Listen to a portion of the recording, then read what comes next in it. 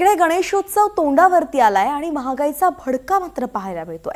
गौरी गणपती सणासाठी कोकणात जाणाऱ्या गणेश भक्तांना यंदा लाल परीचा प्रवास महागडा ठरलाय आणि अलीकडेच एसटीच्या तिकीट दरामध्ये 13.5% मोठी भाडेवाढ करण्यात आली आहे। दुसरीकडे श्रावणापासून सुरू होणाऱ्या सण उत्सवांच्या मालिकेची चाहूल लागताच नारळाच्या बाजारात तेजी आलेली आहे। गेल्या 15 दिवसांमध्ये घाऊक बाजारात नारळाच्या शेकड्याच्या भावात 300 ते 400 रुपयांची वाढ झाली आहे। शिवाय आंबे मोहरचे दर प्रति किलो 180 ते 200 रुपयांपर्यंत पोहोचलेत। मोदकासाठी आंबे मोहर तांदळाचा किंवा पिठाचा वापर जो आहे तो प्रामुख्याने होत असतो आणि त्याच्या सुगंधित आणि मऊ गुणधर्मामुळे तो जास्त केला जातो।